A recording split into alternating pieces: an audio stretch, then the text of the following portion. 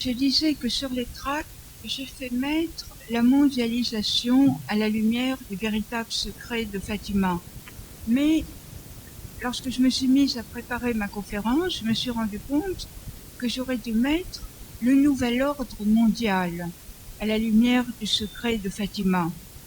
La mondialisation étant le moyen économique, politique, culturel, religieux du mondialisme ou nouvel ordre mondial. Alors, quel est le plan de ma conférence?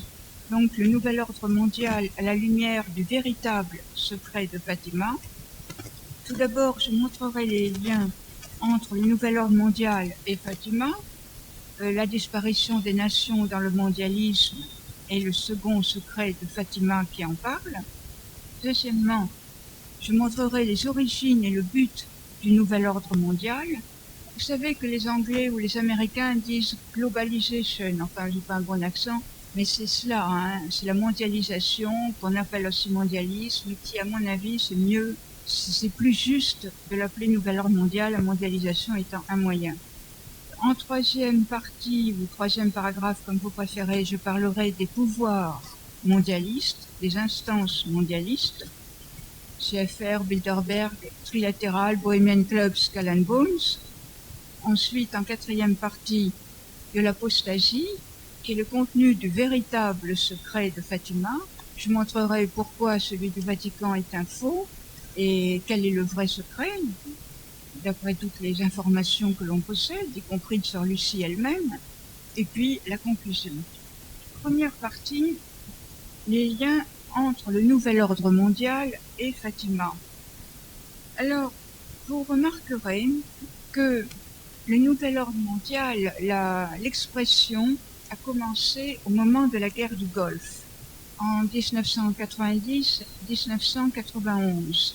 Mais on parlait déjà de beaucoup d'instances mondiales. Rappelez-vous l'ONU, Organisation des Nations Unies. D'ailleurs, l'Union européenne, c'est aussi une union. Il y avait déjà beaucoup d'organismes mondiaux. Pensez à la Banque mondiale, au FMI, le Fonds monétaire international, à l'UNESCO. Je ne me rappelle plus exactement ce que le SIG signifie, mais c'est également international. International ou mondial voulant dire la même chose. FAO, mon accent est horrible, Agricultural Organization, c'est également mondial, etc. On n'en finirait pas de repérer chaque fois qu'il y a le mot mondial ou international. Mais c'est vrai que le nouvel ordre mondial, comme l'ont dit d'ailleurs les dirigeants de la planète, y compris les Français, je me rappelle très bien que Giscard d'Estaing, par exemple, au moment de la guerre du Golfe, a dit le Conseil de sécurité de l'ONU est l'embryon du nouveau gouvernement mondial. C'est à ce moment-là qu'on a commencé, si vous voulez, nous, en France, à prendre conscience qu'il y avait un gouvernement mondial. D'autre part, enfin, qu'on était en train de nous instaurer ce nouvel ordre mondial. D'autre part, à chaque fois, vous venez de le faire, que vous payez en euros, qu'est-ce que vous faites sinon de payer dans une monnaie qui n'est pas mondiale pour le moment, mais qui est le symbole à chaque minute où nous avons à payer ou que l'on nous paye. L'euro, c'est vraiment le symbole de l'asservissement et de la disparition de la nation France et des 24 autres nations qui, pour le moment, sont l'Union européenne. Et vous savez que cette union va sans doute s'élargir avec la Turquie, etc. Certains disent qu'il faudrait y mettre Israël, d'autres disent qu'il faudrait y mettre le Maghreb, enfin, etc. On est en train de reconstituer une Union soviétique indéfinie, enfin, je veux dire immensément vaste. Alors, c'est absolument effrayant. Je ne sais pas si vous en êtes conscient. Moi, j'en suis très consciente. Je suis vieille, mais relativement jeune pour ne pas avoir connu la guerre. Mais nos parents, nos grands-parents qui ont connu la guerre et nos ancêtres, ils se sont battus pour la France, pour la liberté de la France, pour que la France existe. Or, nous avons bradé, avec Maastricht, Schengen et autres, nous avons bradé sans aucune guerre, nous avons bradé la France à l'Union européenne, qui elle-même est asservie aux dirigeants mondialistes, qui sont les grandes instances dirigeantes mondialistes. Actuellement, on ne peut pas le nier, ce sont les Américains, et c'est vrai, même si ça n'est pas toujours, les gens ne sont pas toujours très contents quand on le dit, les instances, soit israéliennes en Israël, soit juives qui entourent Bush, comme elles entouraient d'ailleurs le père de George William Bush. Il est vrai qu'actuellement, si vous regardez le gouvernement Bush, vous verrez que les dirigeants, principalement, je ne dis pas tous, mais principalement, Wolfowitz, Père, etc., Condoleezza Rice, bon, sont juifs. Alors, c'est intéressant pour une raison que nous verrons tout à l'heure. Donc, ce nouvel ordre mondial est à la fois politique, la fusion des nations, parce qu'encore une fois, l'Union européenne n'est qu'un point de départ avant le gouvernement mondial. Je vous donne un simple exemple. On nous a fait croire que l'euro serait à parité avec le dollar et donc serait indépendant, et que par conséquent, l'Union européenne et l'euro pourraient être indépendants des États-Unis. C'est faux. Je ne suis pas assez calée en économie pour vous expliquer ça, mais j'ai compris que chaque fois que l'euro pourrait l'emporter sur le dollar, il y a des mécanismes économiques qui font qu'on est obligé de suivre le dollar. Autrement dit, la véritable monnaie actuellement, c'est le dollar. Or, qui tient l'argent a le pouvoir, et qui tient également les richesses énergétiques, le gaz, le pétrole, etc., a le pouvoir. Et c'est pour ça, d'ailleurs, que les Américains actuellement sont les premiers à vouloir ce gouvernement mondial. Alors, c'est pas absolument, comment dire, systématique. Il est possible que s'il y a une révolte dans les différents pays, cela ne se passe pas, mais pour le moment, quand on voit à quel point les gens ont accepté l'euro, à quel point les gens, c'est pas uniquement l'euro, comme vous le savez, nous n'avons plus officiellement que 20% de nos lois qui peuvent être prises en France, mais en fait, on n'a plus que 2% de nos lois qui peuvent être prises en France. Toutes les autres lois sont prises par l'Union européenne, jusqu'au débit des chasseaux, jusqu'à la forme des œufs, etc. L'Union européenne s'occupe de tout, absolument de tout. Nous ne sommes plus libres en France de faire ce que nous voulons faire, dans tous les domaines d'ailleurs. Même l'éducation est asservie à une volonté mondiale d'éducation qui asservit le malheureux enfant. Vous vous êtes peut-être demandé pourquoi, alors qu'on sait que la méthode globale ou semi-globale, on dit semi-globale pour pas faire peur aux parents, mais la méthode semi-globale est en fait la globale. Vous vous êtes peut-être demandé pourquoi, alors qu'il y a tant d'échecs, pourquoi, alors qu'il y a tant d'enfants qui, à l'âge de 11-12 ans, annonnent encore sur chaque mot, et quand ils arrivent à lire, ils ne comprennent pas les textes. Moi, en tant que prof de philo, je voyais des garçons et des filles à 18 ans qui savaient à peine lire. Bon, pourquoi cette méthode dure-t-elle depuis 30 ans alors que tout le monde sait qu'elle fait des illettrés, et même si on arrive à lire, elle ne permet pas aux gens de comprendre le texte qu'ils lisent, sinon pour mieux les asservir, et ainsi de suite. Je ne veux pas vous garder jusqu'à 1h du matin, mais on pourrait ainsi, dans chaque domaine, vous montrer que nous ne sommes plus libres de rien. Alors, il y a donc le nouvel ordre mondial dont on pourrait dire que nous voyons actuellement, avec la disparition des nations, en particulier dans cette fameuse Union européenne qui donc est maintenant 25, nous en voyons l'aspect politique.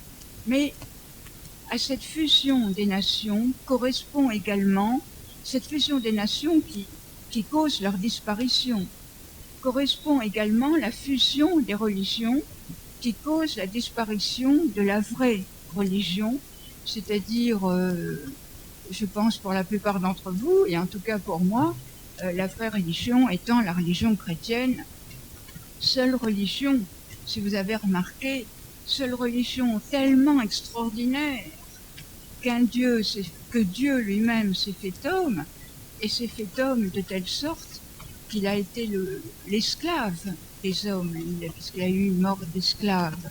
C'est-à-dire un Dieu non pas tout-puissant comme les dieux de la mythologie, mais vraiment le Dieu qui est à notre merci. Et ce Dieu qui nous appelle à être fils de Dieu en lui, c'est-à-dire Dieu par filiation. C'est une religion extraordinaire quand on y pense. Or, je ne voulais pas vous abrutir de milliers de citations, mais tous les dirigeants mondialistes disent que le but premier du nouvel ordre mondial est l'abolition du christianisme. Parce qu'en fait, comme j'essaierai de le montrer dans toute ma conférence, l'essence de ce nouvel ordre mondial est d'être luciférien. Parce que, si vous avez remarqué, il y a le mot « nouvelle », si vous voulez, « nouveau ». Ça, c'est typique de Lucifer. Dans l'Apocalypse, vous vous rappelez, même dans le film de Gibson met cette phrase, il y a Dieu dit, voici que je fais toutes choses nouvelles. Et il parle de la Jérusalem nouvelle. Il parle de ce monde où nous serons le peuple de Dieu et où Dieu sera notre roi. Bon, c'est-à-dire que c'est la religion qui permet au vieil homme de disparaître, au vieil Adam de disparaître, afin de créer, mais disons, de permettre par le Christ de devenir un homme nouveau. Eh bien, ce nouvel ordre mondial, au point de vue religieux, fait l'inverse. C'est-à-dire que c'est le culte de l'homme, mais ce n'est pas l'homme créé par Dieu, c'est l'homme tel que le veulent les idéologues. Mao a voulu créer une forme d'homme, Marx, Castro, Hitler, tous les idéologues veulent créer l'homme. Et actuellement, on est en train de créer un homme, un citoyen. On n'arrête pas de nous dire en France que nous sommes des citoyens, au moment où justement la nation disparaît. Et ce citoyen est en fait sans père divin et sans loi propre et privé de nation et privé de religion. Parce que cette fusion des religions pour faire disparaître la vraie, c'est ce que nous voyons depuis Vatican II, sous le nom d'œcuménisme.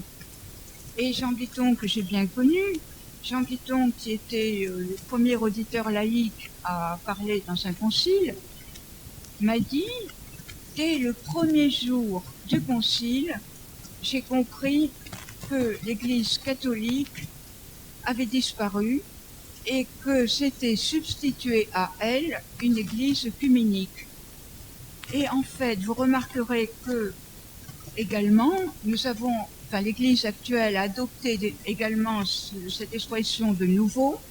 On a la nouvelle évangélisation de Jean-Paul II, le nouveau catéchisme, la nouvelle messe.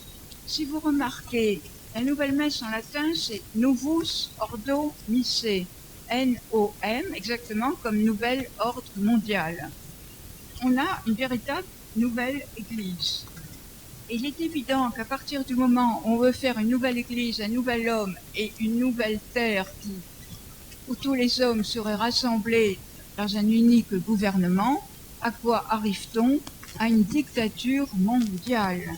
Une dictature mondiale parce que les hommes sont privés de liberté dans tous les domaines. Non seulement la nation, c'est le prolongement de la famille, mais quand on est libre dans son pays, dans sa patrie, on n'emploie plus jamais le mot de patrie, et le pays des pères, chacun est libre, suivant les lois, naturellement, de faire à peu près ce qu'il veut. Alors que maintenant, personne ne peut faire ce qu'il veut, à moins d'avoir beaucoup d'argent, on est obligé d'en passer par l'éducation actuelle qui a servi, d'en passer par des emprunts bancaires qui asservissent, d'en passer par des lois que l'on ne voudrait pas, d'en passer par le fait qu'avec nos impôts, nous payons par exemple l'avortement. Et vous savez que les pays n'ont de subvention de cette fameuse Union européenne que si la loi sur l'avortement est votée. Sinon, on les prive de subventions. Et de même, au point de vue agricole, Si on veut faire du maïs dans un coin et du blé dans un autre, on ne peut pas. Il y a des terres où on nous oblige à ne faire que du maïs ou que du blé, etc., etc. Or, si vous mettez ça sur la planète, quand vous voyez des pays, par exemple en Afrique, où on empêche les gens de par exemple, cultiver le coton, ou les bananes, ou le café, etc., pour leur imposer une autre culture qui, en plus, ne va pas sur leur terre, c'est la paupérisation. C'est-à-dire que nous sommes obligés, avec ce gouvernement mondial, d'avoir une interdépendance absolument incroyable qui, en fait, paupérise tout le monde, sauf une plutocratie de quelques milliers de personnes, parce que ce ne sont que quelques milliers de personnes qui dominent les 6 milliards 600 millions de personnes de la planète. Alors, quel est le lien avec Fatima? C'est parce que la Sainte Vierge nous en avait mis en garde dans la seconde partie du secret. Je rappelle extrêmement rapidement parce que je pense que la plupart d'entre vous connaissent. Vous savez qu'en 1917, du 13 mai au 13 octobre, la Sainte Vierge est apparue à 3 enfants. Le petit François, plutôt d'abord, Jacinta avait 7 ans, François, son frère, avait 9 ans, et ils étaient tous deux, Francisco et Jacinta Martos, cousins de Lucie. Sœur Lucie, qui vit toujours. Elle est née le 22 mars 1907. Elle a donc, si je sais bien calculer, 97 ans. Et elle est au Carmel de Coimbra. Ce sont 3 parties d'un même secret, contrairement à ce que parfois on veut nous faire croire. Autrement dit, il y a une unité entre les 3 parties.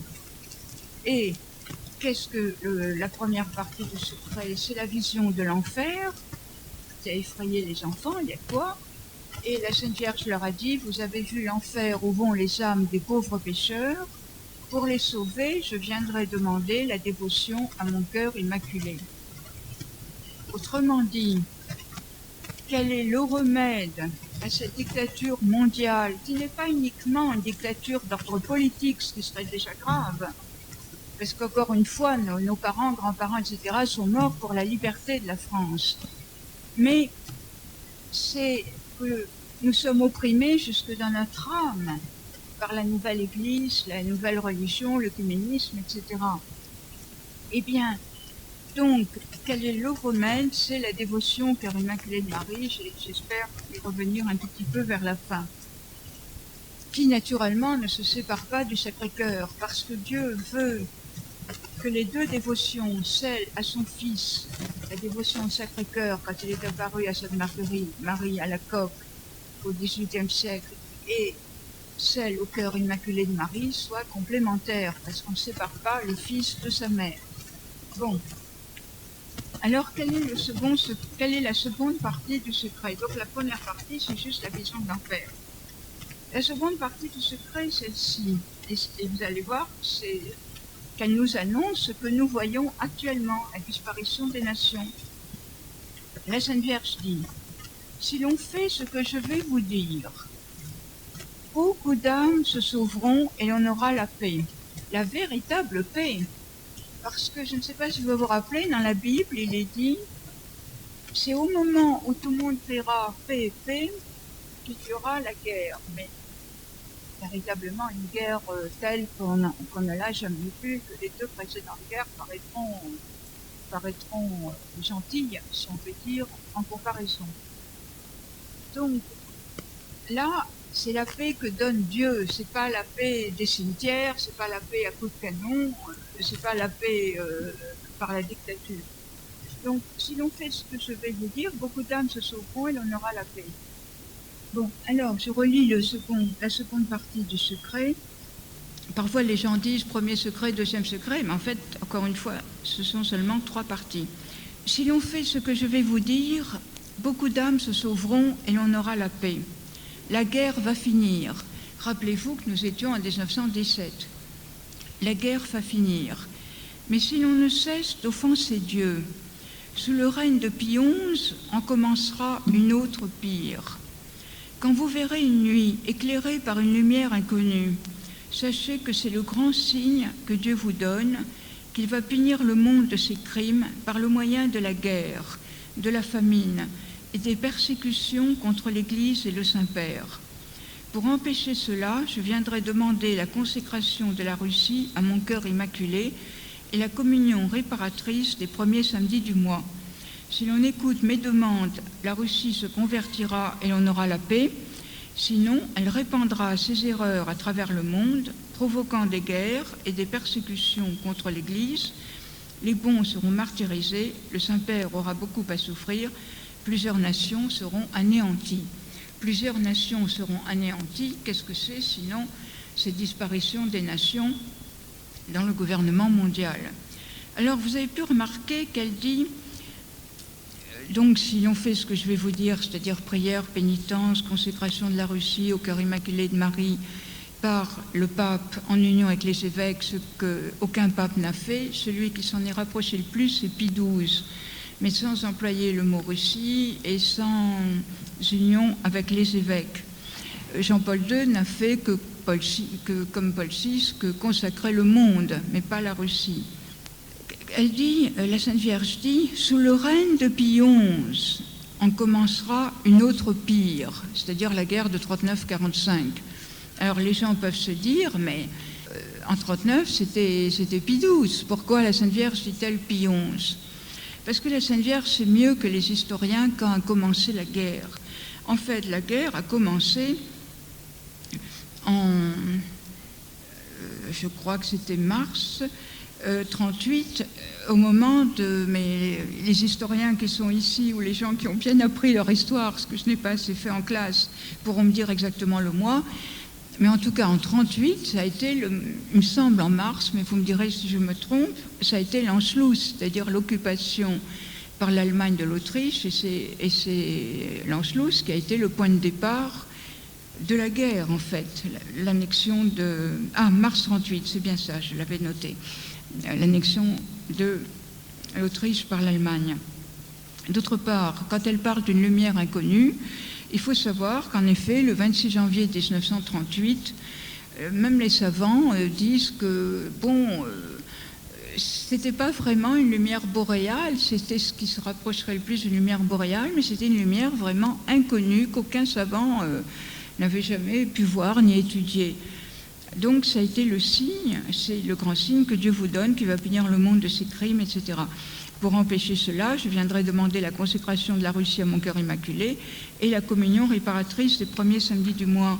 La Sainte Vierge veut que chaque premier samedi du mois, pendant 5 mois, il y ait, je vais vous lire, elle dit, il s'agit, après s'être confessé, de communier les premiers samedis durant 5 mois consécutifs, de dire un chapelet, de méditer les mystères du rosaire durant 15 minutes, pour réparer, alors elle a dit soit un mystère, soit plusieurs, comme on veut, pour réparer les 5 espèces d'offenses et de blasphèmes proférées contre le cœur immaculé de Marie, contre l'Immaculée Conception, contre sa virginité, contre sa maternité divine et humaine, contre les blasphèmes de ceux qui cherchent publiquement à mettre dans le cœur des enfants l'indifférence ou le mépris ou même la haine à l'égard de cette Mère Immaculée, et contre les offenses de ceux qui l'outragent dans ses saintes images.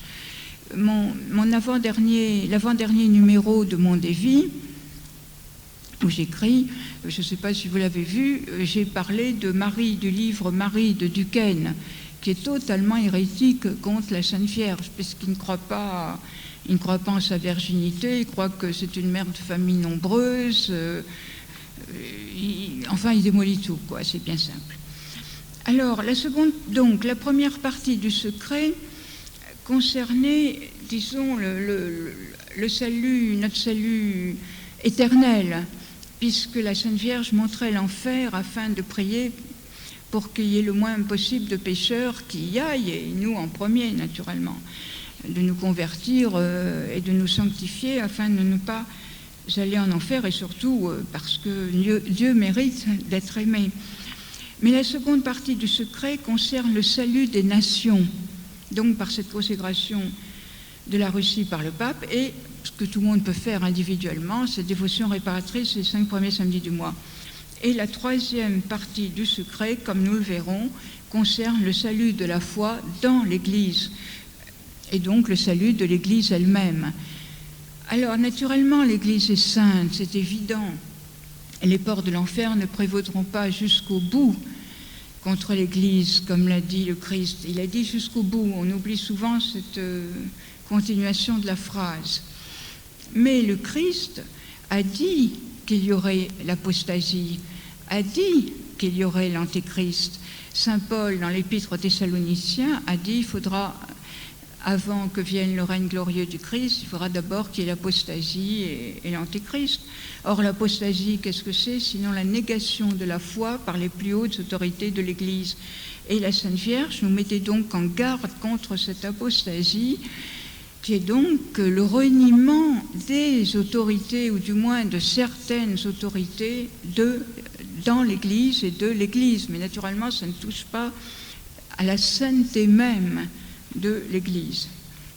Alors, vous savez que, j'y reviendrai un petit peu plus tard, mais nous avons du troisième secret tout ce qu'il y a de plus officiellement. Nous avons la phrase mais au Portugal, il y a 3 petits points. Il me semble, c'est pas très difficile de voir ce qu'est le vrai secret, donc ce qui pourrait remplacer les 3 petits points. Mais au Portugal se conservera toujours le dogme de la foi. À la fin, mon cœur immaculé triomphera. Le Saint-Père me consacrera la Russie qui se convertira et sera donné au monde un certain temps de paix. D'après la Salette, 19 septembre 1846, en gros, c'est 25 ans. Et ce n'est pas uniquement de paix, c'est une paix mondiale, là vraiment, mais c'est aussi de prospérité, c'est-à-dire qu'il n'y aura plus personne qui aura faim. Alors que de nos jours, toutes les 30 secondes, quelqu'un meurt de faim, enfant ou adulte, dans le monde, ce qui est absolument énorme quand on y pense. J'ai à peine fini ma phrase qu'il y a déjà plusieurs personnes qui sont mortes de faim. Donc là, il y aura la paix, la prospérité, et il suffit au fond de très peu, parce que Dieu ne nous demande rien d'extraordinaire, et la Sainte Vierge non plus. Alors, vous pouvez peut-être penser que la Sainte Vierge dit en 1917, alors que la révolution d'octobre, qui a vraiment inauguré le communisme, ne commence qu'en octobre 17, et la Sainte Vierge le dit le 13 juillet, parce que les 3 parties du secret ont été dites le 13 juillet 1917 aux 3 enfants. Je relis la phrase. « Si l'on écoute mes demandes, la Russie se convertira et l'on aura la paix. Sinon, elle répandra ses erreurs à travers le monde, provoquant des guerres et des persécutions contre l'Église. » Alors certains d'entre vous peuvent se dire, mais il y a eu la chute du mur de Berlin, le communisme n'existe plus, et voilà, et tout est bien dans le meilleur des mondes. Excusez-moi, mais c'est complètement faux. D'abord, quand la Sainte Vierge dit la Russie se convertira, elle ne veut pas dire ni qu'elle sera orthodoxe, ni qu'elle sera franc-maçonne, ni qu'elle sera occulte. Or, la chute du mur de Berlin, qui est arrivé je veux dire, dès que l'URSS est devenue la Russie et que le communisme est supposé avoir disparu, qui est arrivé en premier? Moon, les francs-maçons et toutes les sectes qui se sont mises à pulluler. Quand la Sainte Vierge parle de conversion, elle parle de la conversion des orthodoxes à la foi catholique et certainement pas des Russes à l'occultisme, à la franc-maçonnerie, à Moon et à toutes sortes de sectes. D'autre part, certains peuvent se dire le communisme a disparu. C'est totalement faux. Il n'a fait que changer de peau. De même qu'il y avait déjà eu 7 perestroïkas avant celle de Gorbatchev. La perestroïka, c'est la restructuration. Le communisme n'a fait que changer de nom. Il s'appelle maintenant le mondialisme. Parce que moi, qui vous parle, figurez-vous que j'ai eu l'idiotie à 18-19 ans de lire presque tout Marx. Tout Marx qui a été traduit en français. Vous vous rendez compte? J'ai lu tout le Capital, j'ai lu, tous les livres de Marx, j'ai lu presque tout Lénine aussi, ce qui a été traduit en français. C'est un peu de la folie parce que c'est très rébarbatif. Je ne sais pas si certains d'entre vous se sont mis à lire le Capital ou la maladie infantile du communisme de Lénine. Quoi qu'il en soit, j'ai lu cela. Et ce que j'en ai retenu, entre autres, c'est une chose que beaucoup de gens oublient. Le communisme n'était qu'une transition avant le socialisme.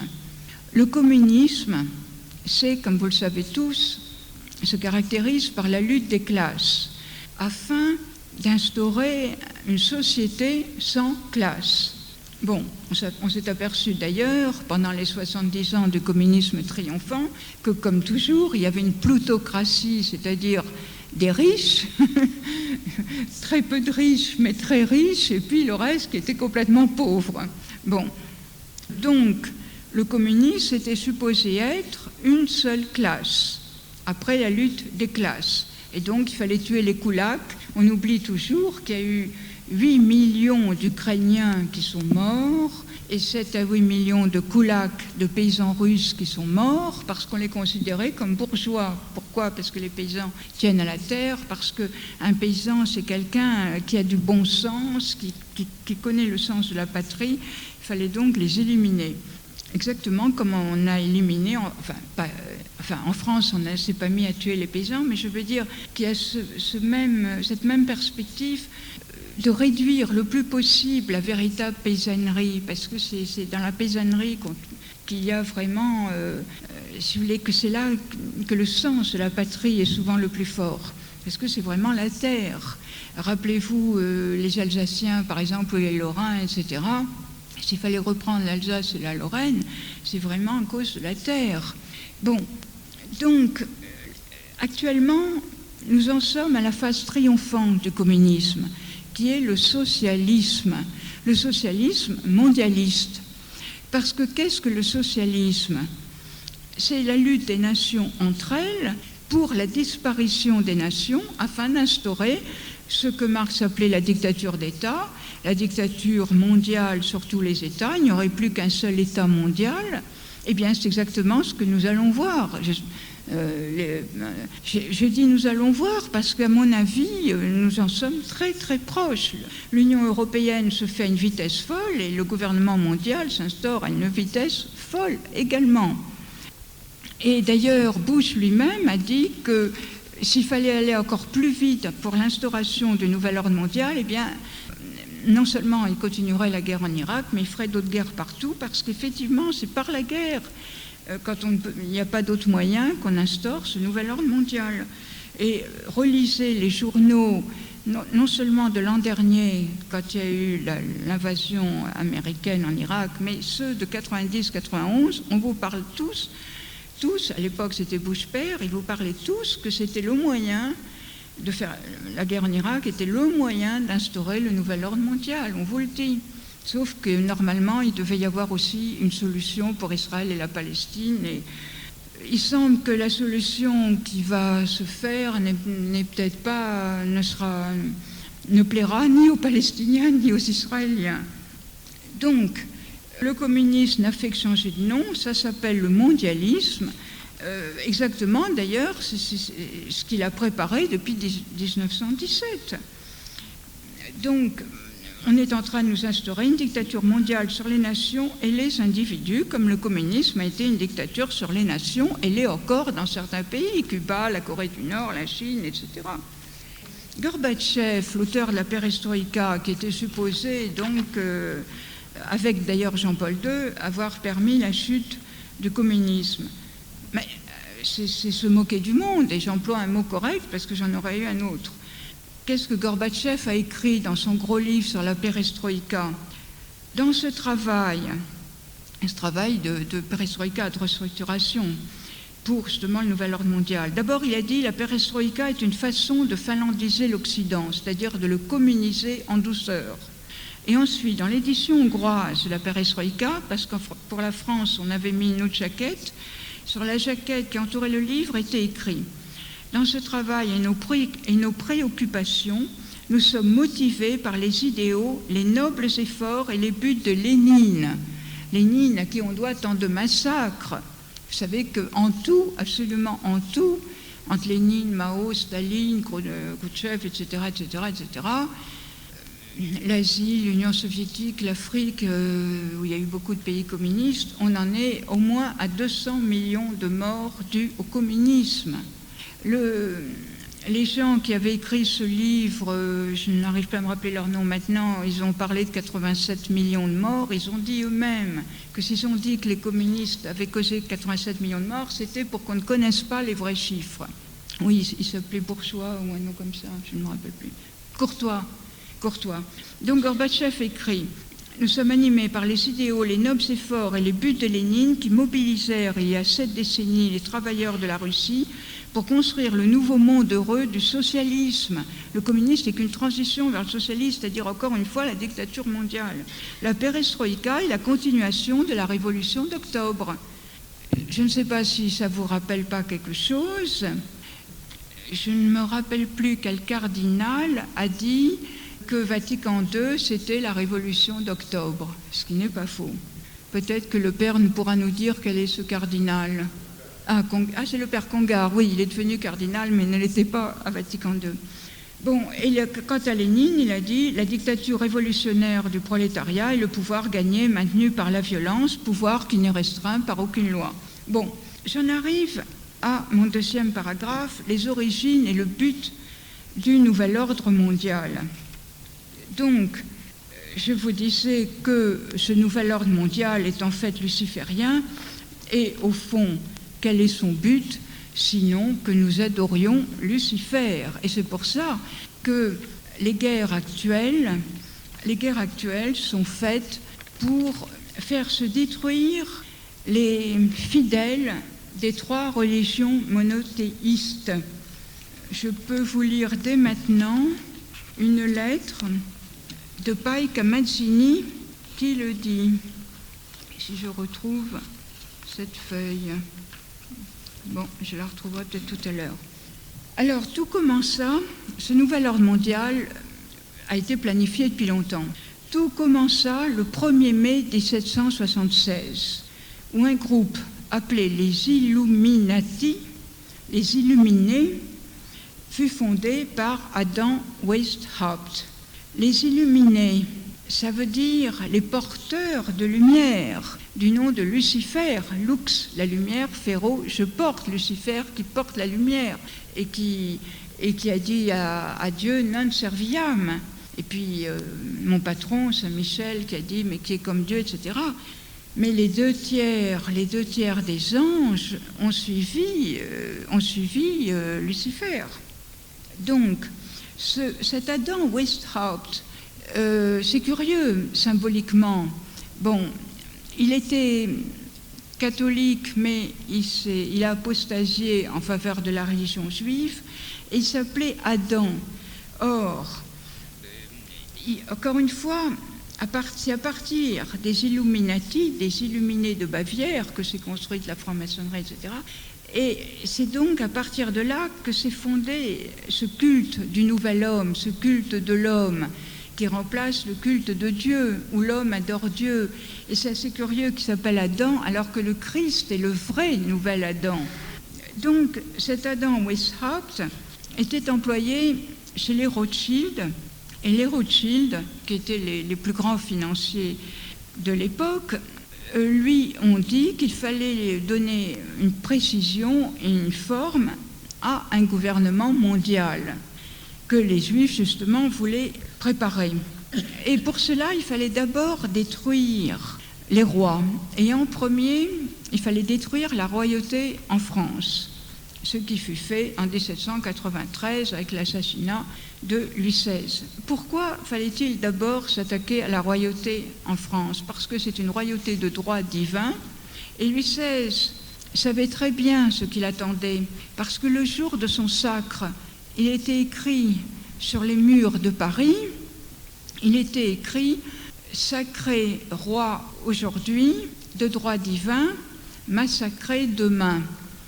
Et plusieurs personnes étaient allées voir Louis XVI en lui disant « Nous acceptons que tu sois roi, mais n'accepte pas l'onction avec la sainte ampoule qui te fait roi de droit divin, parce que sinon on te massacre. » Et il a dit « Non, je veux être roi de droit divin. » avec cette même onction qu'a reçu Saint Rémy quand il a baptisé Clovis. Et qu'a dit Saint Rémy à Clovis à Noël 496 ? Le royaume de France est prédestiné par Dieu à la défense de l'Église romaine, qui est la seule véritable Église du Christ. Il sera victorieux et prospère tant qu'il sera fidèle à la foi romaine, mais il sera rudement châtié toutes les fois qu'il sera infidèle à sa vocation. Et on ne peut pas ne pas voir la décadence de la France depuis la Révolution française. Enfin, c'est effrayant, dans tous les domaines d'ailleurs, même au point de vue culturel, au point de vue artistique, enfin dans tous les domaines. Bon, les Illuminati sont les chefs des francs-maçons. Alors certains peuvent me dire, mais je ne comprends pas, vous dites que les Illuminati ont commencé en 1776, or la Grande Loge anglaise, qui est la première des loges, c'était en 1717. Mais les Illuminati ont infiltré les loges francs-maçonnes de telle sorte que maintenant la franc-maçonnerie est absolument la fille des Illuminés de Bavière. Et il ne faut jamais oublier que le communisme et l'occultisme sont du pareil au même. Le communisme est une véritable force occulte. Et si vous lisez un livre de Fedorovski qui s'appelle Le roman de Saint-Pétersbourg, vous verrez que les dirigeants soi-disant matérialistes soviétiques étaient des êtres occultes qui pratiquaient la magie, etc. De même pour Hitler et ses multiples et son entourage. Ils pratiquaient la magie, la sorcellerie, etc. C'est très curieux pour des gens qui se disent matérialistes. Donc les Illuminati sont les chefs des francs-maçons et des occultistes, ceux qui mènent le monde à ce gouvernement mondial. Paul Warburg, au Sénat américain, le 17 février 1953, a dit « Nous aurons un gouvernement mondial, que cela vous plaise ou non, par conquête ou par consentement. » Bon, et Weishaupt a dit qu'il fallait organiser les Illuminati afin de mettre à exécution les inspirations que Lucifer donnait aux grands prêtres pendant l'accomplissement de leur rite kabbalistique. C'est quand même assez incroyable.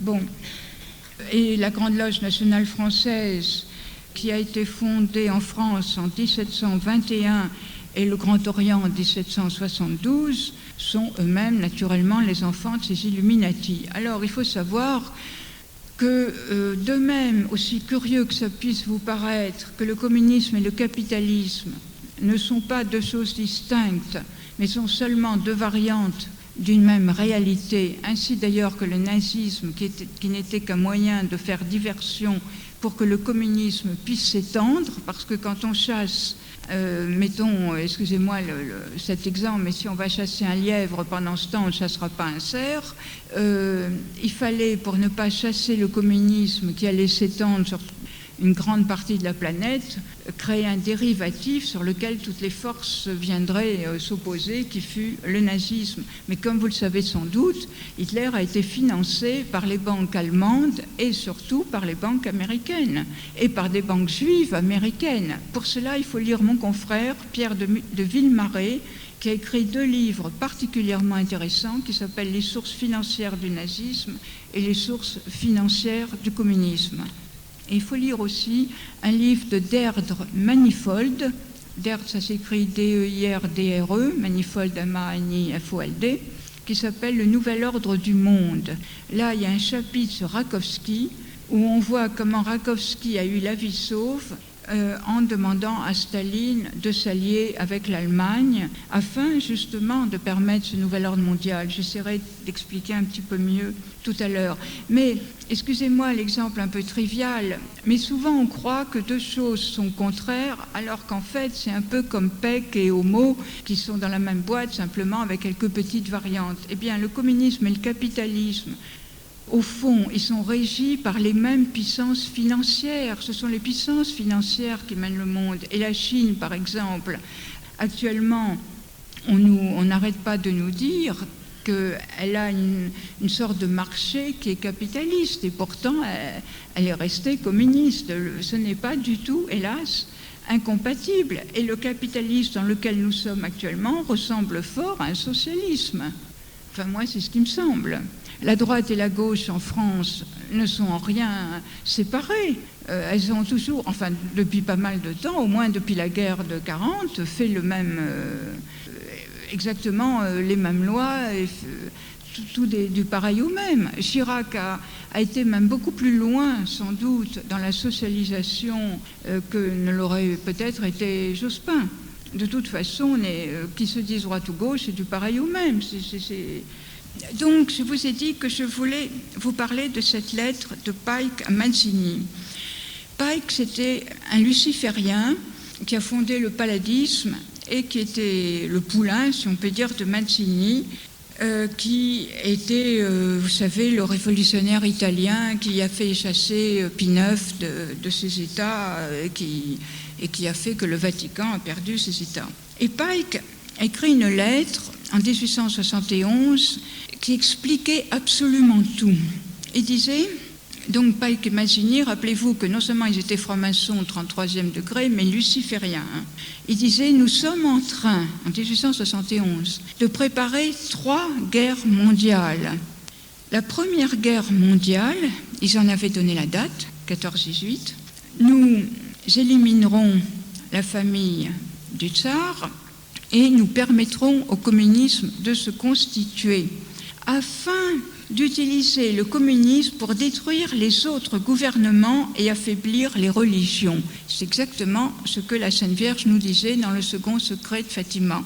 Les persécutions contre l'Église, qui ne sont pas, et contre le Saint-Père, ce n'est pas uniquement des persécutions qu'on pourrait dire concrètes, c'est l'affaiblissement de la foi. C'est ça la véritable persécution contre l'Église. Vous savez que depuis l'avènement du communisme, beaucoup d'hommes ont été formés dans des camps communistes afin de s'infiltrer en tant que communiste dans l'Église. Et il en fut de même chez les francs-maçons.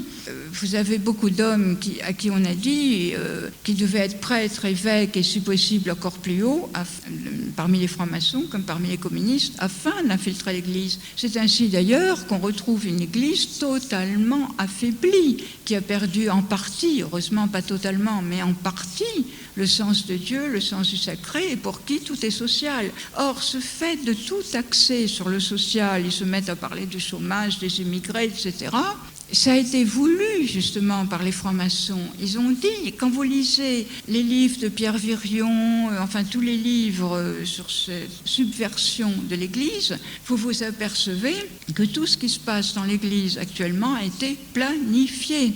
Depuis fort longtemps, depuis en gros 1827. D'ailleurs, Pie IX avait déjà demandé qu'on lise par exemple Crétino-Joly qui avait rassemblé les textes des francs-maçons qui parlaient justement de cette infiltration. Quant à la Seconde Guerre mondiale, dont ils avaient donné les dates 39-45, ils avaient dit qu'il y aurait une persécution contre les Juifs amenant à l'établissement des Juifs en Israël, c'est exactement ce qui est arrivé en 1948, à un pouvoir juif qui serait prépondérant sur la planète et à une expansion du communisme. C'est exactement ce qui s'est passé. Parce que c'est tout de même curieux. On a fait la guerre, en principe, pour libérer Danzig et la Pologne qui allait être prise par Hitler. Mais on a laissé Staline prendre la Pologne, la Tchécoslovaquie, les Pays-Baltes, etc., toute l'Europe de l'Est. Et s'il n'y avait pas eu des prières justement vers la Sainte Vierge, des véritables campagnes du rosaire, l'Autriche et la France seraient devenues également communistes. Quant à la Troisième Guerre mondiale, c'est exactement celle qui a commencé, à mon avis, depuis mars 2003, avec l'invasion de l'Irak. Je lis, il s'agira de faire des divergences entre les sionistes et les dirigeants du monde musulman. On doit diriger la guerre de façon à amener là je lis, ce n'est pas de moi, je lis la lettre de Pike à Mazzini. On doit diriger la guerre de façon à amener la destruction de l'islam, entre parenthèses monde arabe, et du sionisme, comprenant l'État d'Israël. Dans le même temps, les autres nations, une fois de plus divisées entre elles à ce propos, seront acculées à se combattre jusqu'à un état de destruction physique, mentale, spirituelle et économique totale. Effectivement, le 15 août 1871, Pike expliqua à Mazzini qu'après cette Troisième Guerre mondiale, ceux qui aspirent à la domination mondiale provoqueront le plus grand cataclysme social que le monde ait subi, de telle sorte que le krach qui a eu lieu, si je me rappelle bien, en 1929, c'est ça, que le krach qui a eu lieu en 1929, ça aura l'air de la rigolade par rapport à ce cataclysme social. L'argent n'aura plus aucune valeur, enfin ce sera effrayant, paraît-il. Donc ceux qui aspirent à la domination mondiale provoqueront le plus grand cataclysme social que le monde ait subi. La multitude emplie de désillusions vis-à-vis du christianisme, dont les adorateurs seront à ce moment désorientés et à la recherche d'un idéal, sans plus savoir vers où diriger leur adoration, recevront, ces adorateurs, la véritable lumière par la manifestation universelle de la pure doctrine de Lucifer. Autrement dit, ce que ces dirigeants mondialistes veulent, c'est non seulement écraser la religion chrétienne, ce qu'ils ont réussi à faire en partie depuis 40 ans, ça ne fait jamais que 40 ans. Le concile a eu lieu entre 1962 et 1965. La déclaration sur la liberté religieuse est de 64, il y a tout juste 40 ans. Et c'est effrayant quand vous regardez les chiffres de pratique, par exemple, de voir qu'en 40 ans, les gens ont déserté les églises, il y a beaucoup moins de vocations, il paraît qu'il y en a en Afrique, en Asie, mais enfin en Europe, il y en a quand même très peu, et etc., etc. Enfin, et quand même quand quelqu'un est catholique, c'est une autre religion, c'est une religion œcuménique.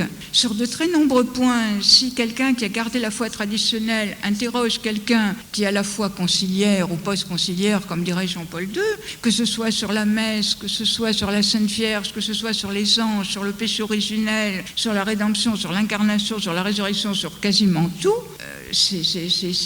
tout est différent. Donc, non seulement ils veulent détruire la religion chrétienne, mais ils veulent faire des chrétiens des lucifériens. Ils les désorientent, puisque, à force de nous parler du social, que font beaucoup de jeunes? Soit ils vont aller vers les sectes qui leur disent « nous avons la vérité », soit ils s'abrutissent de rock, de rap, de techno et d'autres bêtises, dont la pudeur m'empêche de dire le nom. Ce soir à Paris, par exemple, c'est la nuit blanche. Et durant la nuit blanche, il y a le rock, le rap et toutes les bêtises du monde. Et la techno qui va abrutir les gens, et une fois qu'ils sont complètement abrutis, ils perdent toute lucidité. Mais c'est voulu tout ça. Et je continue, cette manifestation résultera du mouvement réactionnaire général, suivant de près la destruction du christianisme et de l'athéisme. Parce qu'ils ne veulent pas de l'athéisme, ils veulent de luciférianisme, ils veulent qu'on adore Lucifer. Bon, après la mort de Mazzini, Pike fit d'Adriano Lemmi son successeur, et Lénine et Trotsky succédèrent à Lemmi. Comme occultiste, c'est assez curieux. Ceux qui connaissent Jana Vaughan, etc., verront le lien avec Lemmi. Bon, alors, il faut que je me dépêche. J'en arrive à l'autre paragraphe, les pouvoirs mondialistes. C'est le 3e paragraphe. Les tenants du mondialisme, comme je vous ai dit, sont donc des francs-maçons très haut grade et des occultistes. Parmi les francs-maçons, il ne faut pas oublier le pouvoir le plus important, qui est celui, les Anglais disent B'nai-B'rith, mais nous, je ne sais pas pourquoi on dit B'nai-B'rith, enfin bon, les B'nai-B'rith étant les juifs francs-maçons. Je veux dire, on ne peut être B'nai-B'rith que si on est non seulement franc-maçon, mais juif. C'est-à-dire juif par sa mère, donc vrai juif pour un juif. Parce qu'être juif par son père, ça ne suffit pas. Alors, quelles sont les principales obédiences mondialistes? Alors là, je vais passer très rapidement. Vous avez le CFR. CFR, c'est le Council of Foreign Relations. Clinton, par exemple, appartient au CFR. Le CFR a été fondé en 1919 à l'initiative d'Edward Mandell House, éminence grise du président américain Woodrow Wilson, inspiré du socialisme fabien. Et mon confrère Villemaret, qui se passionne pour toutes ces instances mondialistes, vous dirait que Fabien, ce nom a été donné en raison de celui qu'on appelait à Rome le Fabius Cunctator, le temporisateur, qui préconisait une méthode d'action lente et progressive de persuasion. Bon, il y a 4000 membres actuellement au CFR et aucun ministre n'est choisi s'il n'est CFR. Ça, je voudrais vous lire une phrase d'un Américain qui s'appelle Douglas Reed, qui dans sa brochure « Le grand dessin en français » écrit en 1976 au cours des 50 années qui suivirent sa fondation. Il a été fondé en 1919. Le CFR est devenu le gouvernement invisible des États-Unis, fournissant au gouvernement un nombre croissant de ses hauts fonctionnaires et en fait orientant la politique américaine vers cette convergence avec le communisme qui fut la réalité cachée derrière les protestations officielles d'un antagonisme sans faille à l'égard du communisme. Parce que, comme j'essayais de vous l'expliquer, communisme et capitalisme ne sont que deux variantes du même gouvernement mondial. On appuiera sur l'un ou sur l'autre suivant que c'est utile. C'est pour ça que Disraeli, par exemple, disait « Le monde est gouverné par de tous autres personnages que ne se l'imaginent ceux dont l'œil ne plonge pas dans les coulisses ». Et Balzac parlait d'une histoire invisible qui était honteuse par rapport à une histoire visible qui, elle, est fière des hauts faits. Et je me rappellerai toujours, j'étais à Saint-Nicolas de Chardonnay, quand Monseigneur Ducos-Bourget, qui est mort depuis longtemps, il nous a dit à un moment, je ne sais plus à quelle occasion, il nous a dit, on invoque toujours une bonne action pour faire une saloperie. Et ça m'a frappé d'abord qu'il y ait le mot saloperie dans la bouche d'un prélat aussi vénérable que Monseigneur Ducos-Bourget, et à cause de la vérité de cette phrase. Parce que les mondialistes vous diront « il nous faut un gouvernement mondial pour permettre la paix », exactement comme Jean-Paul II, parce que comme ça il n'y aura plus de guerre, exactement comme Jean-Paul II nous dit « l'œcuménisme, ça permet qu'il n'y ait plus d'opposition entre les religions, que tout le monde s'entende bien ». Non, si on va sous prétexte de paix contre la vérité, eh bien on n'obtient pas la paix. Et en plus, on obtient la honte et le déshonneur, pour paraphraser Churchill. Ensuite, vous avez le RIIA, Royal Institute of International Affairs. C'est affreux, ici, il y a un Américain, il doit être épouvanté par mon accent. Bon, c'est le jumeau à Londres du CFR. Il a une filiale dans une 60aine de pays. Ensuite, vous avez le Bilderberg, qui a été fondé en 1954 pour maintenir un pont entre les membres américains et européens de l'OTAN afin d'organiser les marchés occidentaux et créer une base de négociation supranationale avec l'Empire soviétique. L'OTAN qui travaille avec les soviétiques. Ces membres sont choisis par cooptation et se réunissent chaque année à huis clos. La trilatérale, on en entend un peu plus parler de la trilatérale dans les journaux français. Une commission mondiale supranationale, fondée en 1973 par David Rockefeller, président du CFR, où il y a Brzezinski, qui est un homme très important, Kissinger, etc. Trilatérale, parce qu'au début, c'était l'Europe, l'Amérique et le Japon. C'est la trilatérale, par exemple, qui a imposé Carter. George William Bush, le président actuel américain, élu le 7 novembre 2000, très probablement réélu en novembre prochain, appartient au CFR, mais aussi au Skull and Bones et au Bohemian Club, dont je vais vous parler dans 2 minutes.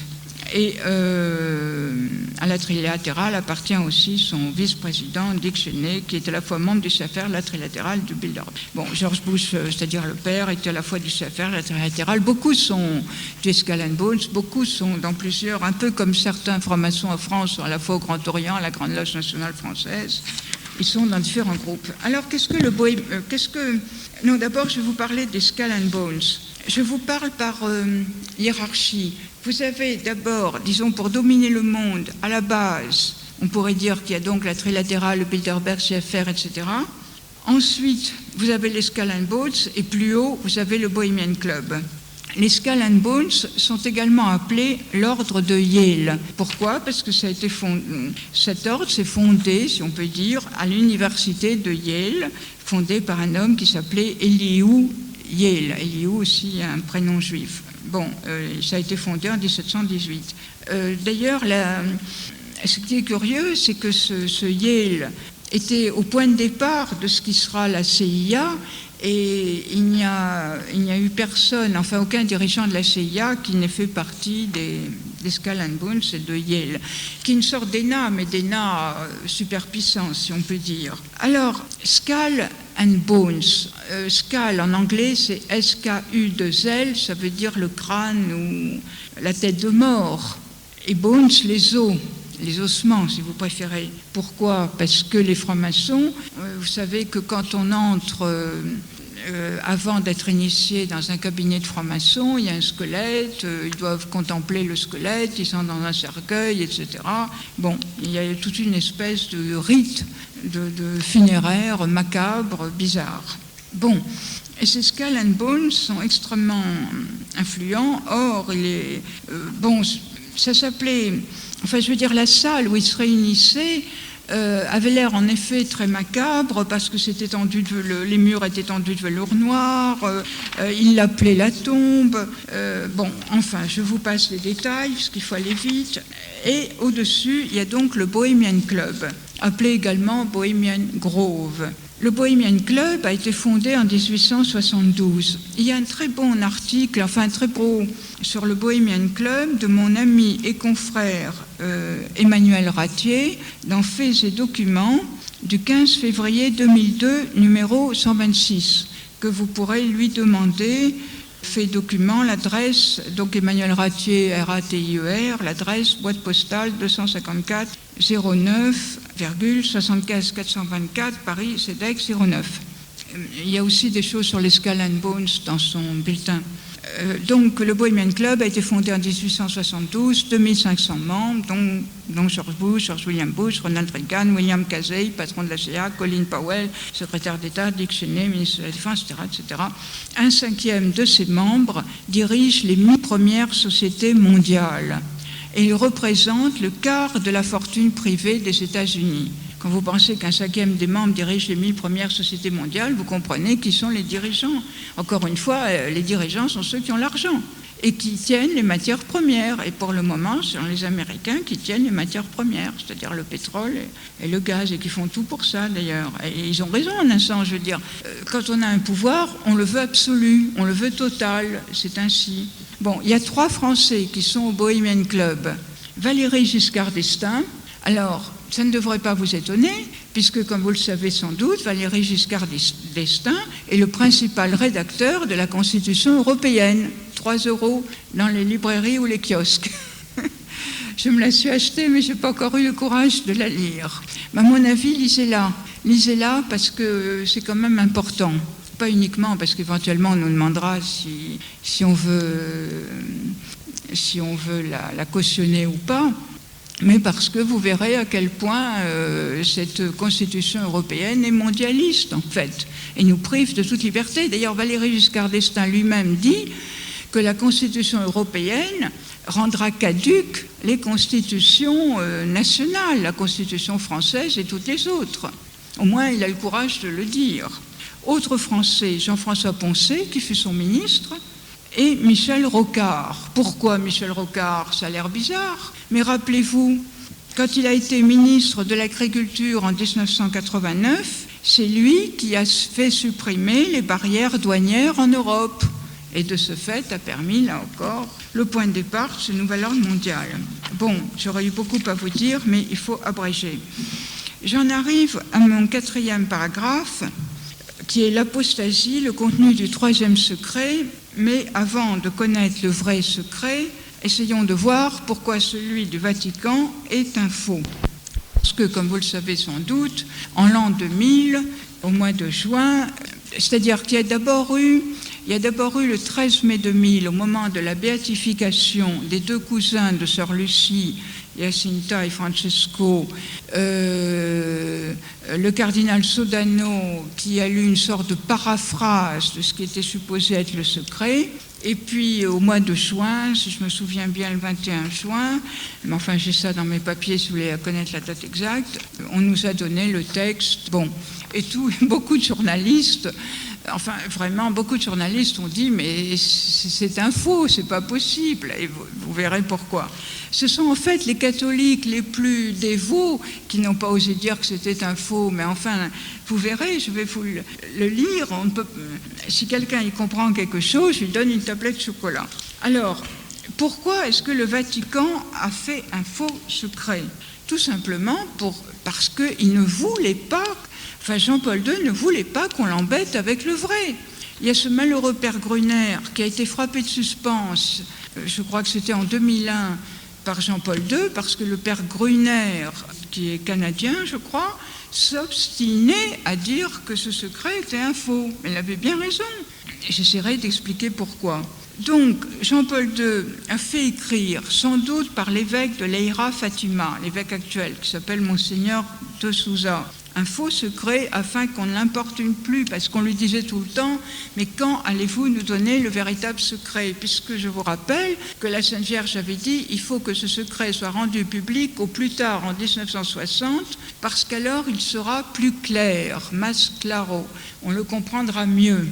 Et donc, il espère enterrer à tout jamais les demandes de la Sainte Vierge et le véritable secret qui mettrait à mal tout ce que les ennemis de l'Église ont préparé depuis plusieurs siècles et organisé dans ce fameux Concile Vatican II. Alors, je vous lis le secret.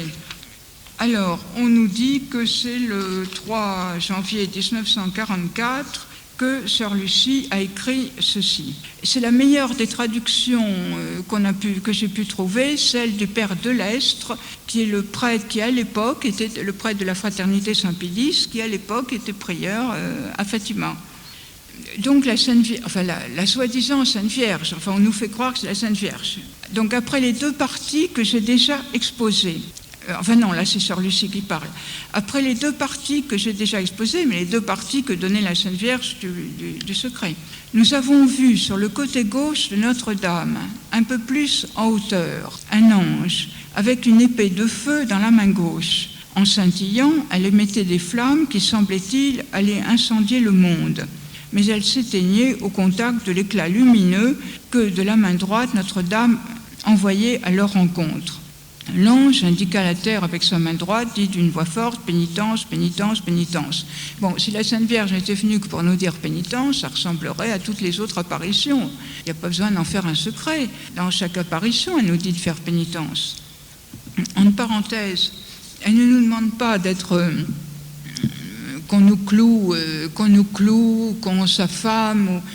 Le Christ qui est apparu, parce que sœur Lucie a eu également, quand elle est devenue religieuse, je vous ai dit qu'elle était carmélite à Coimbra, elle a eu à nouveau quelques apparitions de la Sainte Vierge, mais aussi quelques apparitions du Christ. Et un jour, elle a dit au Christ, mais que faut-il exactement entendre par pénitence? Parce que de nos jours, les gens ne se flagellent pas, ne vont pas s'affamer, ne font pas des jeûnes, des veilles, comme on faisait au Moyen-Âge, par exemple.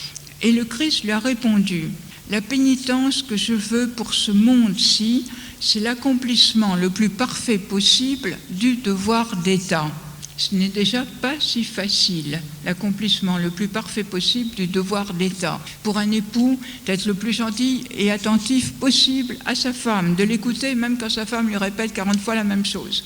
Et inversement, la femme pour son époux, les parents pour leurs enfants, dans son métier, être le meilleur possible. Et je vous assure, c'est pas facile. Moi, par exemple, qui écris au Figaro, en parenthèse, mon livre qui est ici est sorti le 13 mai. J'ai pas fait exprès. Pour moi, c'est vraiment un sourire de la Sainte Vierge, première apparition de Fatima. Le livre sort le 13 mai. Et dans ce livre, il y a plusieurs articles du Figaro qui sont, à mon avis, les meilleurs. Des articles assez mystiques, même si le mot est un peu fort, mais c'est vrai, vous verrez, ils sont très religieux, mais religieux dans le sens très, très personnel, enfin vous verrez. Mais par exemple, donc le livre s'appelle Invisible Infini, et c'est tiré justement d'un article qui s'appelle comme ça. Bon. Je vais lire le troisième secret tel qu'il a été publié par le Vatican le 26 juin 2000. Vous verrez qu'il y a une partie, la partie en fait du secret qui est complètement un véritable charabia. Alors elle dit tout d'abord, j'écris en obéissance à vous, mon Dieu, qui me le commandez par l'intermédiaire de son Excellence, révérendissime, Monseigneur l'évêque de Leiria et de votre très sainte mère qui est aussi la mienne, c'est-à-dire naturellement la Sainte Vierge. Alors maintenant je me tais et je vous lis le secret. Après les deux parties que j'ai déjà exposées, nous avons vu sur le côté gauche de Notre-Dame, un peu plus en hauteur, un ange avec une épée de feu dans la main gauche. Elle scintillait et émettait des flammes qui, semblait-il, devaient incendier le monde. Mais elle s'éteignait au contact de la splendeur qui émanait de la main droite de Notre-Dame en direction de lui. L'ange, indiquant la terre avec sa main droite, dit d'une voix forte, pénitence, pénitence, pénitence. Et nous vîmes dans une lumière immense qui est Dieu, quelque chose de semblable à la manière dont se voient les personnes dans un miroir quand elles passent devant un évêque vêtu de blanc. Nous avons su le pressentiment que c'était le Saint-Père. Divers autres évêques, prêtres religieux et religieuses, montaient sur une montagne escarpée, au sommet de laquelle il y avait une grande croix, en tronc brut, comme s'ils étaient en chêne-liège avec leur écorce. Avant d'y arriver, le Saint-Père traversa une grande ville à moitié en ruine et, à moitié tremblant, d'un pas vacillant, affligé de souffrance et de peine, il priait pour les âmes des cadavres qu'il trouvait sur son chemin. Parvenu au sommet de la montagne, prosterné à genoux au pied de la grande croix, il fut tué par un groupe de soldats qui tirèrent plusieurs coups avec une arme à feu et des flèches. Et de la même manière moururent les uns après les autres, les évêques, les prêtres, les religieux et religieuses et divers laïcs, hommes et femmes de classes et de catégories sociales différentes. Sous les deux bras de la croix, il y avait deux anges, chacun avec un arrosoir de cristal à la main, dans lequel ils recueillaient le sang des martyrs et avec lequel ils irriguaient les âmes qui s'approchaient de Dieu. C'est daté du 3 janvier 1944 et c'est la traduction du Vatican.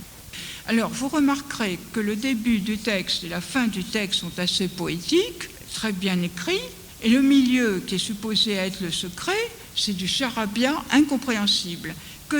Parce qu'on nous a fait croire, tous ceux qui ont été supposés nous commenter ce texte, le cardinal Ratzinger, le cardinal Sodano, etc., qu'il s'agissait de Jean-Paul II. Que je sache, Jean-Paul II n'est pas mort, que je sache, les évêques, les prêtres, les religieux ne sont pas morts avec lui, etc. Alors certains ont dit, ah oui, mais c'est symbolique, il priait pour les âmes qui meurent dans le péché, etc. Oui, d'accord, mais il y a toujours eu, hélas, ces âmes qui meurent dans le péché. C'est pas... Enfin, pourquoi est-ce que la Sainte Vierge en ferait un secret, etc. Bon, c'est incompréhensible. Mais pourquoi ce secret est-il faux? C'est très simple. Étudions d'abord la forme avant d'étudier le fond. D'abord la forme. Alors, premièrement, comme nous l'avons vu, le charabia incompréhensible. Alors que la Sainte Vierge à Lourdes, voulez-vous me faire la grâce de venir, etc., près de Mexico, à Guadalupe, enfin partout où vous voulez, à toutes les apparitions, à la rue du Bac, etc., etc., elle a un langage très châtié, quelle que soit la langue d'ailleurs qu'elle parle, puisqu'elle parle toujours la langue de celui à qui elle apparaît. Elle a un langage très châtié. Qu'est-ce que c'est que ce... Bon. Ensuite, il y a un changement d'écriture total. Quand on regarde les deux premières parties du secret que sœur Lucie a écrit en 1941, avec cette partie du secret qui est supposée avoir été écrite de sa main, dont le texte est sur Internet, que j'ai été regarder, moi, dès la première seconde, je ne suis pas graphologue, mais dès la première seconde, j'ai vu que c'était une imitation hyper malhabile. On voyait à quel point l'écriture était fausse. Mais, heureusement, un Américain intelligent, je voudrais arriver à retrouver son nom, il s'appelle, donc un Américain, non, on ne nous dit pas son nom, voyant un catholique américain, je ne sais pas son nom, conscient de l'invraisemblance du texte, publié par le Vatican le 26 juin 2000, eut l'idée de faire analyser le fac-similé du troisième secret reproduit sur le site internet du Vatican, en comparaison avec les autres écritures anciennes de sœur Lucie, qui s'étalent sur 62 ans, du 17 décembre 1927 au 13 juillet 1989. Il envoya ces documents à un laboratoire légal d'analyse des États-Unis au Michigan. L'analyse fut effectuée le 11 juillet 2000 par un spécialiste compétent pour détecter les contrefaçons et fraudes dans des documents d'affaires et en tant qu'analyste de documents médico-légaux dans un laboratoire de criminologie. Donc c'est pas rien. Eh bien, ce monsieur Robert Kuhlmann, analyste, écrit « Les différences d'écriture sont tellement flagrantes entre le document du troisième secret, celui-là, le faux, et les autres écrits supposés authentiques de sœur Lucie que l'on ne peut en conclure que ces deux écrits émanent de la même personne. Je pense par ailleurs qu'étant donné toutes ces différences, il est peu probable que le troisième secret ait été rédigé de la main de sœur Lucie. » Donc charabia, changement d'écriture, et ensuite longueur. Longueur. Une bien trop grande longueur, parce que Monseigneur Venancio, l'évêque auxiliaire de Leiria dont dépendait le diocèse de Fatima, qui porta à la mi-mars 1957, à la demande de Monseigneur da Silva, son évêque, le troisième secret au nonce de Lisbonne, Monseigneur Santo, a dit que dans la grande enveloppe de l'évêque, il a décerné une enveloppe plus petite, celle de Lucie, et à l'intérieur une feuille ordinaire avec 3/4 de centimètre de marge de chaque côté. Il prit le soin de noter la taille de tout cela. L'ultime secret de Fatima est écrit sur une petite feuille de papier. Et effectivement, moi-même, comme tous ceux qui pourraient aller regarder dans les archives à Paris Match, en 1960, mais j'arrive plus à me rappeler le mois, mais j'ai le Paris Match chez moi, mais dans mes multiples déménagements, je ne le retrouve plus.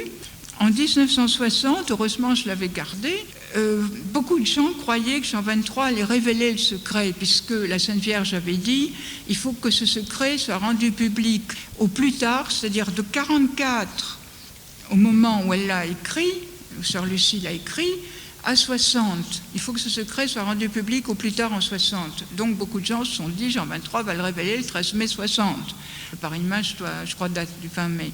Eh bien, il y a une photo extrêmement bien faite où on voit exactement ce que dit Monseigneur Venanzio, c'est-à-dire que le secret est dans une sorte de boîte transparente où on voit, s'il est la date en haut, qui est du 3 janvier 44, et la signature en bas. Donc les trois parties du secret, c'est vrai que Sœur Lucie a une écriture fine, mais les trois parties du secret tiennent. Or, la vision de l'enfer fait déjà au moins 12 lignes. Bon, il y a, qui est la première partie. Ensuite, il y a la seconde, avec tout ce que je vous ai lu tout à l'heure, la consécration de la Russie, la communion réparatrice, 5 premiers saints du mois, la disparition des nations, etc. Plus le troisième. En fait, le troisième ne tient qu'en 4 lignes que je vais vous dire. Bon, ensuite, il n'y a pas qu'une vision, puisque la Sainte Vierge a dit aux deux fillettes, à François, vous pouvez dire le secret. Parce que François n'entendait pas ce que la Sainte Vierge disait. À François, vous pouvez dire le secret. Bon, donc il y a bien un commentaire. Mais ceci dit, autant la vision de l'enfer était claire, et les visions que peut montrer la Sainte Vierge, autant celle-là est incompréhensible, à part les anges qui recueillent le sang des martyrs. Bon.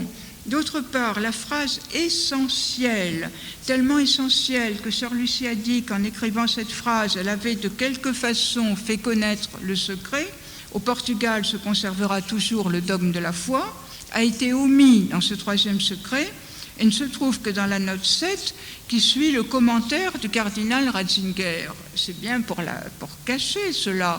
Et enfin, je vous ai dit que les trois parties se tenaient entre elles, les trois partie du secret, et que la Sainte Vierge, ce qu'elle veut, et ce que veut Dieu, c'est qu'on ait une dévotion envers son cœur immaculé, parce que c'est le dernier remède dans ce temps d'apostasie avant les derniers temps.